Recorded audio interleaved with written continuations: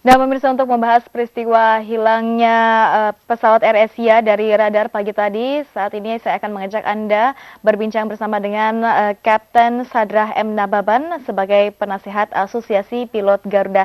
Halo, selamat malam Bapak, apa kabar? Baik, selamat malam. Selamat malam. Dan Pak, kalau kita melihat sejauh ini, tadi sudah banyak juga diperbincangkan dalam satu hari ini kita melihat bahwa AirAsia yang kabarnya hilang dari radar, otomatis juga hilang kontak dari ATC. Sejauh ini bagaimana Anda membaca perkembangan pesawat AirAsia yang hilang tersebut dengan adanya indikasi gangguan cuaca dan pilot yang menghindari awan? Ya, setiap kali ada masalah-masalah yang menyangkut keselamatan di penerbangan, perasaan saya ikut prihatin dan sedih karena sepanjang karier saya ini adalah transportasi yang paling aman di dunia. Yeah. Jadi setiap ada peristiwa-peristiwa seperti gini, seolah-olah saya agak tersentak gitu bahwa masih ada yang harus diperbaiki di dalam penerbangan ini supaya tetap dia menjadi transportasi yang aman dan menjadi pilihan. Nah, informasi yang sangat terbatas di mana dia semula menghindari cuaca, saya kira itu tidak mempunyai relevansi yang signifikan terhadap hilangnya pesawat ini dari pantauan traffic controller, karena cuaca di daerah Indonesia itu apalagi di pagi hari itu belum ada terbentuk awan-awan cumulonimbus yang banyak. Jadi mungkin hanya ada sisa dari yang kemarin. Dan kita tahu bahwa badai tropis itu tidak ada di daerah kita. Yang ada itu kan di antara Filipina dan ke utara. Dan dia selalu berada di sana. Memang di kita ada yang namanya angin-angin yang kencang seperti angin bohorok dan lain sebagainya, tapi tidak terlalu mengganggu penerbangan. Jadi saya bukannya menepis kemungkinan adanya faktor cuaca di sini, tapi agak kecil karena saya dengar dia sudah minta diversion ke kiri dari jalurnya. Itu sudah tepat. Dan kalau seandainya pun misalnya kumpulan awan itu masih sedemikian besar, dia masih bisa menambah lagi. Jadi misalnya 20 mile nggak cukup, ya 40, bahkan sampai 100 mile pun bisa ke kiri. Tapi kalau dia naik ke ketinggian yang lebih tinggi, itu bukan karena cuaca, tapi itu adalah prosedur yang biasa yang dilakukan oleh setiap penerbang untuk mendapatkan optimum level terhadap pesawatnya. Jadi ketika dia semakin ringan, maka dia bisa lebih tinggi optimum levelnya untuk efisiensi dari penggunaan bahan bakar. Gitu. Oke, kalau tadi Anda juga menyebutkan sekaligus kontak terakhir memang pesawat menyatakan ingin meminta persetujuan untuk ke kiri dari level 635 dan meminta naik ketinggian 38.000. Untuk ke kiri, informasi yang kami dapatkan memang sudah disetujui begitu ya, Cap ya. Dan naik ke ketinggian 38.000 kaki ini memang belum disetujui. Nah, awalnya kami bisakah disimpulkan bahwa sebetulnya pada saat ke kiri dan pada pukul 6.17 tersebut mereka masih terlihat di radar. Nah, apa kira-kira kalau seperti ini Anda melihatnya? Ketika naik ke atas, ada traffic di atas dan ke kiri sudah berhasil, artinya apakah memang awan yang menyebabkan itu? Ya, jadi saya kira dia meminta ketinggian itu, ya seperti tadi yang saya sudah sampaikan, mungkin alasannya bukan karena cuaca, tetapi karena untuk mendapatkan optimum level atau mungkin goyangan yang dia perkirakan lebih ringan kalau di atas. Jadi untuk kenyamanan. Tapi kalau untuk menghindari, itu dia kalau nggak cukup ke kiri, ya dia minta lagi ke kiri. Artinya kalau kita bisa sebutkan bahwa kalau jika diminta ke kiri, ini sudah berhasil ya, pesawatnya sudah berhasil untuk menghindari awan tersebut. Karena pada saat melaju ke kiri, setidaknya sampai beberapa menit kemudian masih terlihat di radar. Begitu, ya, jadi kita nggak bisa mengatakan bahwa dia sudah berhasil melewati awan itu, tetapi paling tidak dia sudah tidak mempermasalahkan. Kalau dia minta misalnya 20 miles ke kiri atau heading yang dia minta, ya mungkin itu sudah cukup. Nah, kita harus memahami kalau kecelakaan pesawat terbang itu tidak pernah disebabkan oleh alasan single cause. Jadi dia merupakan mata rantai gitu. Jadi mungkin di sini ada kejadian yang saling berkaitan yang terjadi pada saat yang relatif sama. Jadi mungkin diverse apa namanya itu alter heading atau off track tadi merupakan bagian saja dari rangkaian tadi. Nah, ini memang kita harus menunggu penelitian lebih lanjut. Tapi sekarang kan konsentrasinya adalah bagaimana menemukan lokasi dan bagaimana untuk melakukan pertolongan. Ya, baik. Kalau kita melihat memang tadi informasi dari konferensi pers yang baru saja dilakukan oleh PLT Dirjen Penerbangan Udara ini Bapak Joko, itu masih dilakukan pencarian terkait dengan pesawat Air Asia ini dan masih dikerahkan kepada tim Basarnas dan juga tergabung dari TNI Angkatan Laut dan juga TNI AD untuk melakukan pencarian. Namun belum diketahui informasi selengkapnya. Dan kalau kita kembali lagi berbicara terkait dengan komunikasi, juga disebutkan bahwa sebetulnya hilang dari radar yang menyebabkan hilang kontak, begitu, Cap. Nah, adakah kemungkinan ini mendarat darurat? Ya, bisa. Tapi kalaupun mendarat darurat, komunikasi kan tidak harus terputus. Jadi pendaratan darurat itu hanya dilakukan bila mana memang dia katakanlah punya alasan yang sangat mendesak untuk itu. Jadi kehilangan power sama sekali gitu, misalnya dua mesinnya bersama-sama mati sehingga dia tidak bisa mempertahankan ketinggian dan dia harus mencari pendaratan darurat. Yang paling normal adalah kalau dia ada masalah teknis misalnya, dia lalu tidak bisa terus kepada tujuan, maka dia melakukan pendaratan di bandara alternatif di sepanjang rute. Sekitar tersebut ya. Jadi alternate routes gitu. Jadi dia mungkin bisa melihat bandar udara yang di sebelah kanan rutenya atau di sebelah kirinya yang kira-kira bisa untuk didaratin. Tapi kalau itu yang terjadi, tentunya masih bisa dikomunikasikan. Jadi intention untuk itu bisa disampaikan kepada ATC. Tapi ini kan hilang sama sekali begitu ya. Hilang dari radar, hilang juga kontak gitu. Ini ya. yang sangat mengkhawatirkan gitu. Ada apa gitu loh, bersamaan semua hilang. Mungkinkah Kapten sendiri bisa melihat mungkin dari gambaran seorang pilot yang pernah juga menjadi seorang pilot begitu, seperti apa ini yang terjadi, bagaimana si pilot harus mengatasi hal tersebut ketika memang terjadi masalah, Cap? Ya, jadi ada beberapa prosedur yang kita selalu lakukan kalau dalam keadaan emergency. Apakah yang pertama adalah menerbangkan pesawat itu, jadi aviate namanya, lalu yang kedua navigate, baru yang ketiga communicate. Jadi kalau dia sibuk dengan yang kedua, yang pertama tadi, bagaimana menerbangkan pesawat dan bagaimana bernavigasi, menuju kemana dia, dari mana menuju kemana, ya tentunya dia nggak sempat untuk melakukan ini, terus kemudian terjadi katakanlah musibah gitu ya, sehingga hilang semua kontak. Nah ini saya belum bisa melihat dengan informasi yang sangat terbatas ini ya, apa yang sesungguhnya terjadi. Tapi bahwa mereka tidak bisa berkomunikasi ini juga sudah merupakan tanda tanya besar. Karena komunikasi bukan hanya voice saja, tapi juga bisa dengan transponder, bisa juga dengan data. Mereka kan punya e-cars gitu yang bisa memberikan informasi. Dan tadi saya dengar bahwa data yang terakhir hanya adalah ADS-B. Jadi ada beberapa informasi di dalam ADS-B itu mengenai ketinggian, arah, kecepatan dan sebagainya itu masih terdapat. Tapi sudah nggak ada lagi komunikasi voice. Baik, Kapten, nanti kita akan lanjutkan kembali dan kita akan break dulu sejenak. Pemirsa jangan kemana-mana, kami akan kembali saja di Pariwara. Tetaplah bersama kami.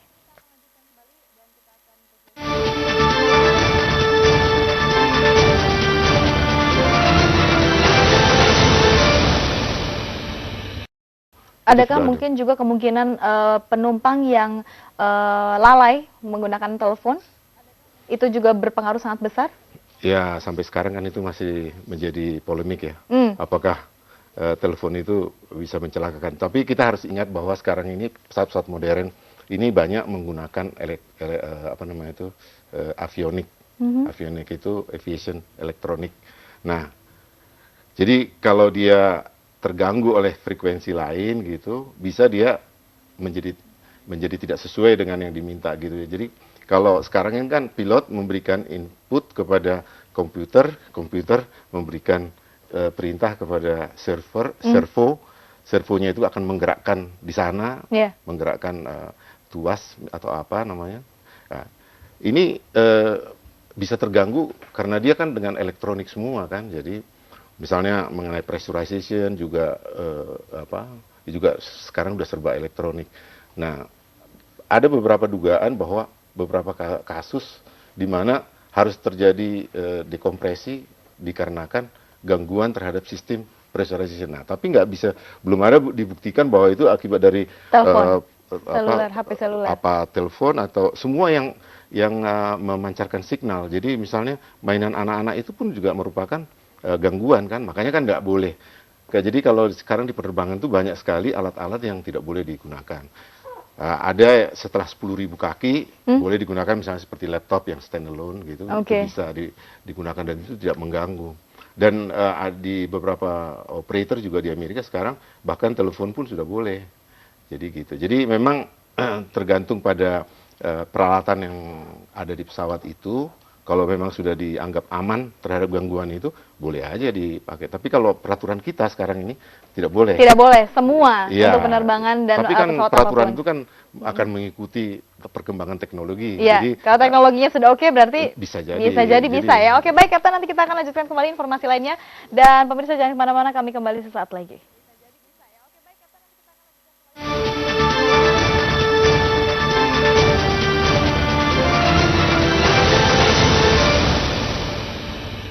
Hadirilah Zikir Nasional 2014 bersama Mendik.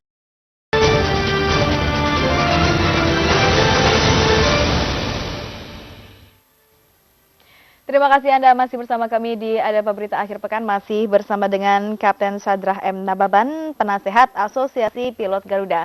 Kapten, tentunya sama pilot-pilot, beberapa pilot sudah berkoordinasi. Apa yang sebetulnya terjadi? Mungkin sedikit ada bocoran-bocoran sedikit, Cap, antara mungkin pilot teman-teman dari AirAsia sendiri, atau mungkin teman-teman dari Garuda, atau mungkin teman-teman dari Persatuan Pilot misalnya, Kapten. Ya, memang di antara kita sesama pilot itu sering melakukan bincang-bincang tentang penerbangan, dan itu sangat-sangat wajar ya. Untuk kejadian ini sudahkah ada koordinasi? Kejadian ini belum. Informasi terbaru yang bisa didapatkan? Belum ada, karena masih baru tadi pagi kan. Jadi biasanya kan kita juga mencari informasi dari teman-teman pilot yang di AirAsia.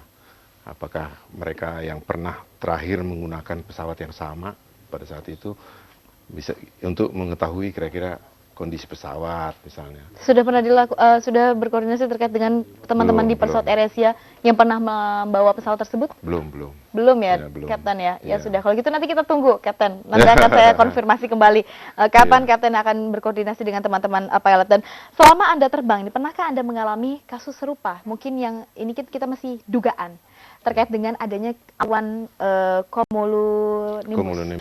Jadi seperti tadi saya katakan bahwa sepanjang yang saya alami maupun yang saya ketahui, yang namanya awan-awan cumulonimbus itu kita nggak pernah masuk.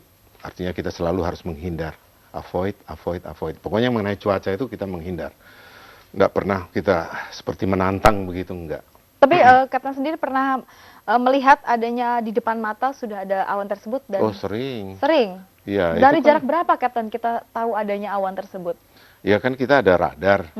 Radar itu bisa range-nya itu kita bisa pantau dari 300 mil juga udah bisa kita lihat bahwa di sana itu ada segerombolan awan-awan yang sangat buas gitu. Iya. Dan itu biasanya terlihat dengan warna ya. Warnanya hijau, terus kemudian kuning, kemudian merah, magenta gitu. Nah, itu tergantung intensitas daripada awan itu. Jadi kan namanya radar itu kan dia mengirimkan signal ke satu objek benda, terus kemudian dia balik lagi. Nah, itu dia lihat, lalu dia tampilkan dalam gambar. Nah, biasanya kita dari jauh-jauh, kalau bisa kita sudah menghindar, kita menghindar aja. Karena kalau kita sudah dekat, kita menghindar kan makin muter kan dia. Tapi kalau kita dari jauh, kita sudah menghindar, itu hanya deviasinya itu cuma sedikit gitu loh.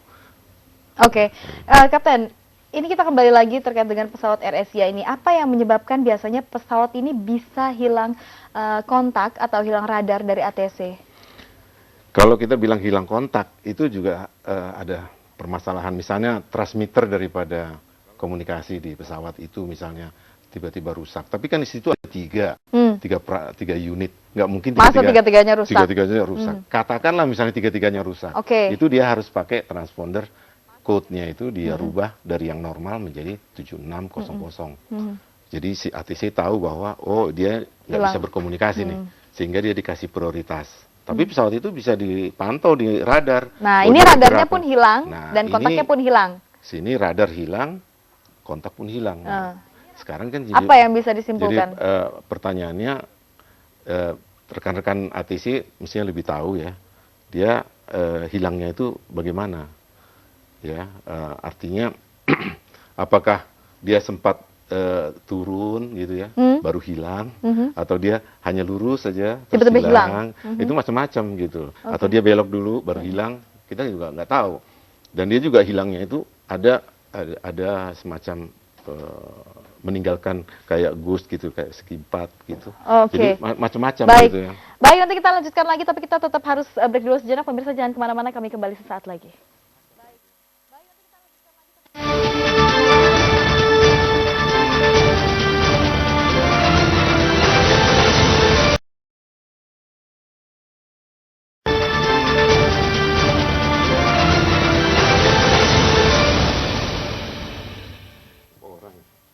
Pemirsa masih bersama kami di Ada Apa Berita Akhir Pekan. Ini masih menjadi perbincangan kita terkait dengan pesawat AirAsia yang hilang dari radar pada pagi tadi. Dan langsung saja masih bersama dengan Kapten M. Nababan. Kalau kita lihat tadi beberapa kali komunikasi dengan ATC bahwa pilot tersebut berkomunikasi untuk meminta pindah haluan ke kiri dan juga meminta naik ke ketinggian 38.000. Yang pertama disetujui, yang kedua tidak disetujui. Adakah kemungkinan seorang pilot ini mengambil inisiatif sendiri tanpa harus berkomunikasi langsung dengan ATC dulu? Jadi sudah melakukan tindakan sendiri, Cap? Ya, itu dalam keadaan tertentu bisa dilakukan karena yang utama itu adalah to fly the aircraft. Ya. Kita sebut aviate supaya buntutnya enak, 88 semua. Jadi yang kedua navigate. Dia harus bernavigasi dari mana menuju kemana, itu harus jelas. Itu dulu diutamakan, baru yang ketiga communicate, baru dia berkomunikasi. Nah, kalau dua ini menyita waktu dan harus dilakukan secara cepat, ya ini mungkin tertinggal ini untuk communicate ini. Tapi di undang-undang kan dilindungi bahwa pilot itu bisa mengambil tindakan apa saja kalau dia meyakini hanya tindakan itulah yang menyelamatkan penerbangannya. Ya. Kalau dari kacamata seorang pilot sendiri, Anda melihat apakah yang dilakukan oleh pilot ini ada kemungkinan melakukan inisiatif sendiri untuk menyelamatkan sesuatu? Mungkin dari apa yang terjadi? Kita belum tahu. Kalau nanti di flight data recordernya sama cockpit voice recordernya itu nanti akan mengungkapkan apa sih sebetulnya yang terjadi sebelum mereka kehilangan kontak itu. Jadi apakah dia melakukan inisiatif sendiri dan menunda dulu berkomunikasi, bisa saja. Tapi kan kita radar plotnya ini kan belum dipublish. Sebetulnya kan dari radar plot itu kalau misalnya dipublish, itu kita bisa melakukan sedikit-sedikit analisis lah. Oke, baik, walaupun kita sedikit beranalisis sedikit, saya dari tadi bertanya apa dugaan, sebetulnya mungkin Kapten juga tidak bisa berspekulasi begitu, memang tidak boleh juga, tidak apa.